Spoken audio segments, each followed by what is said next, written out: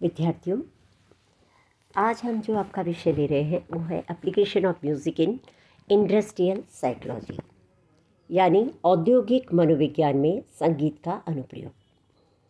इससे पूर्व हमने शिक्षा मनोविज्ञान एवं असामान्य मनोविज्ञान में संगीत का अनुप्रयोग इस पर चर्चा की थी। तो आज हम ले रहे हैं औद्योगिक मनोविज्ञान। मनुष्य जो है एक सामाजिक प्राणी है।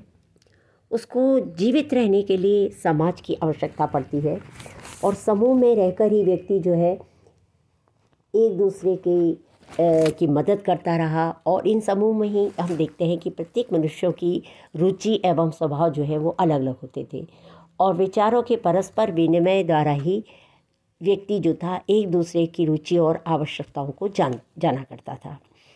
तो मनुष्य में जो है जो हम देखते हैं कि उसकी रुचियाँ हमेशा प्रारंभ से ही अलग अलग होती हैं। अतः प्रत्येक व्यक्ति जो है अपनी अपनी रुचियों के अनुकूल जो है उद्योग धंधों को अपनाता था।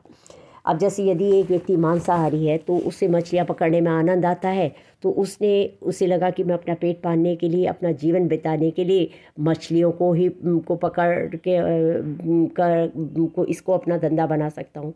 तो इस प्रकार लोगों ने प्राचीन काल में हम देखते हैं कि विभिन्न उद्योग धंधों को लोगों ने अपनी अपनी रुचि के अनुसार ही अपनाया था। परंतु आज हमें आधुनिक उद्योगों और मशीन घरों के समान हम देखते हैं कि ये आधुनिकता की ये देन है। ये इस तरह की चीज़ें प्राचीन काल में नहीं थी। प्राचीन काल में क्योंकि व्यक्ति की स्थिति जो थी वो अलग थी, उसकी रुचियाँ सीमित थीं, उसके विचार सीमित थे, समाज सीमित था, जीविका उपार्जन के साधन सीमित थे। पर जैसे जैसे सभ्य समाज का निर्माण हुआ, समाज में नए नए नियम बने, लोगों की रुचियाँ, उसकी आवश्यकताएं बढ़ीं। उन आवश्यकताओं की पूर्ति के लिए व्यक्ति ने विभिन्न नए उद्योग धंधों को निर्मित किया और नए नए धंधे जो हैं उसने अपनाने शुरू किए। तो आज हम देखते हैं कि उद्योग धंधों का जो क्षेत्र है या जो एक औद्योगिक क्रांति जो हम कहते हैं ये आ गई है, क्योंकि आज हमें उद्योग क्षेत्र में हमें विभिन्न प्रकार के उद्योग जो हैं नज़र आते हैं।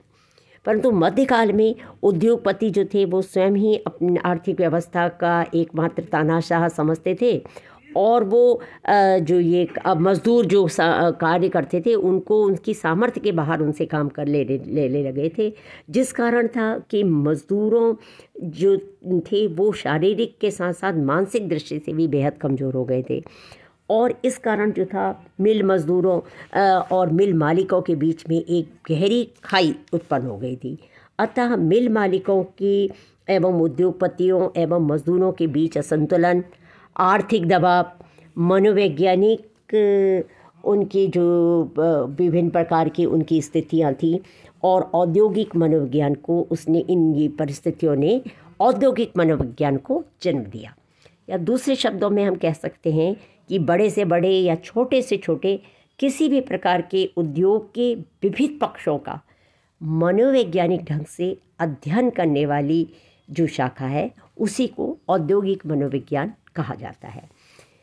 तो औद्योगिक मनोविज्ञान जो है इसका प्रादुर्भाव हमें 20वीं शताब्दी के प्रारंभ में हुआ माना जाता है। औद्योगिक मनोविज्ञान जो है उन व्यक्तियों के व्यवहार का अध्ययन करता है जो कि औद्योगिक कार्यों में संलग्न रहते हैं और आज के मशीन युग के कारण तथा कर्मचारी की अवहेलना के परिणाम स्वरूप ही औद्योगिक मनोविज्ञान की उत्पत्ति हुई। तो बड़े से तथा छोटे किसी भी प्रकार के उद्योग हों उसके विविध पक्षों का अध्ययन तथा जो है अब मनोवैज्ञानिक दृष्टिकोण से किया जाता है। अतः औद्योगिक मनोविज्ञान के अंतर्गत मजदूर की आर्थिक, सामाजिक एवं मनोवैज्ञानिक समस्याओं का और विभिन्न प्रकार के नियमों तथा सिद्धांतों का समाधान जो है किया जाता है। हेरेल के अनुसार जो औद्योगिक मनोविज्ञान क्या है, वो कहते हैं कि industrial psychology is the study of people at work in industry and business.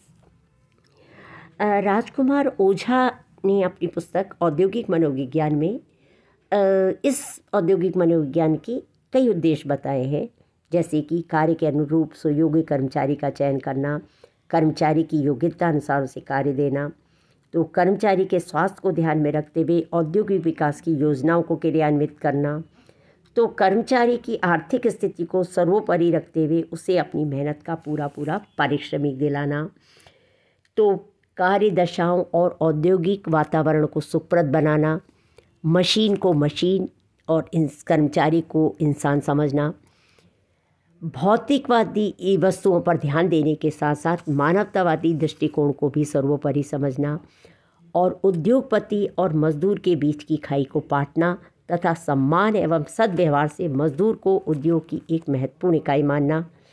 इस तरह से कई जो उद्देश्य है, इन सब की पूर्ति के लिए जो है औद्योगिक मनोविज्ञान की शाखा का उदय हुआ।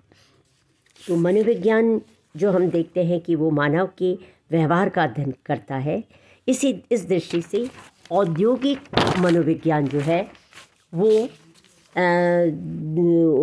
उद्योग संबंधित व्यवहारों का, श्रमिकों उद्योगपतियों की मनोदशा का एवं उनके मन से संबंधित व्यवहारों का अध्ययन करता है, और ताकि और उसके साथ साथ उनके लिए इसका उद्देश्य जो मुख्य है वो श्रमिकों के लिए एक ऐसे तथ्यों का निर्माण करना है जो उनके कार्य में उनमें शुष्कता को हटा के उनको संतुष्टि प्रदान करें तथा उनकी कार्य क्षमता को बढ़ाने का कार्य करें।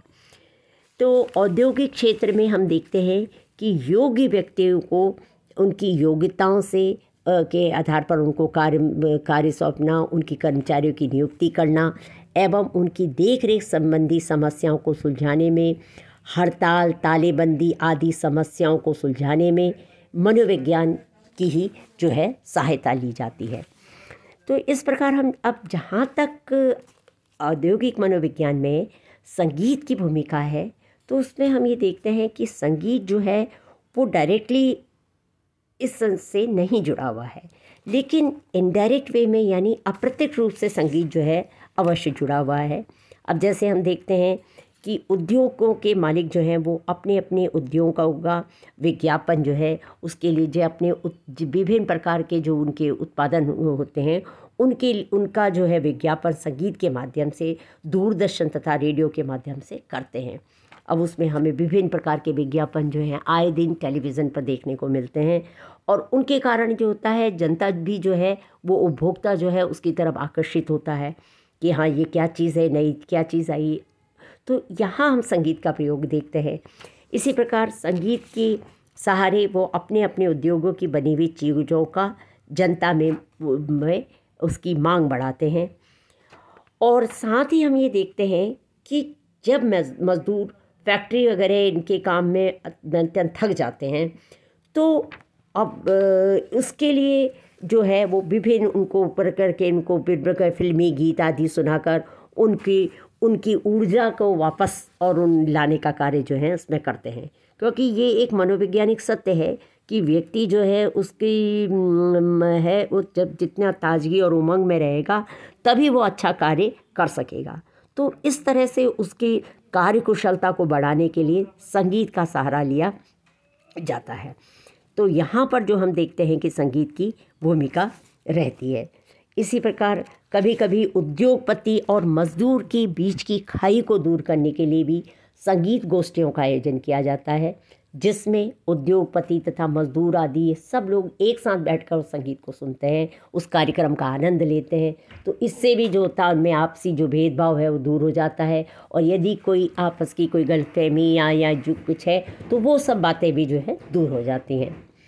इस प्रकार हम देखते हैं कि मनोवैज्ञानिकों ने मजदूरों को संगीत सुनाकर उनकी कार्यविधि पर भी बेहद प्रकार के प्रयोग किए हैं, और उनके द्वारा ये जानना चाहा है कि संगीत सुनने से कि फैक्ट्री के मजदूरों में उनकी कार्यक्षमता पर कितना अधिक प्रभाव पड़ता है। तो ये इस तरह के कई सफल प्रयोग हमें देखने को मिलते हैं। तो इस प्रकार ये इस तरह से स्पष्ट देखा जा सकता है कि संगीत जो है मनोविज्ञान केवल श्रमिक वर्ग के लिए ही लाभकारी सिद्ध नहीं हुआ है, वरन उद्योग एवं व्यापारों से संबंधित क्रियाओं के समस्त मानसिक पक्ष को प्रभावित ये करने में भी इसका ये संगीत सफल होता है। और आज तो हम देखते हैं कि ये केवल एक उद्योग धंधों को प्रभावित ही नहीं करता, वरन संगीत स्वयं भी अपने में एक उद्योग है, क्योंकि आज बहुत से लोगों के आजीविका का साधन ही संगीत बना हुआ है। तो इस तरह से हम देखते हैं कि संगीत जो है उसकी जो है औद्योगिक मनोविज्ञान में यही भूमिका है। Thank you.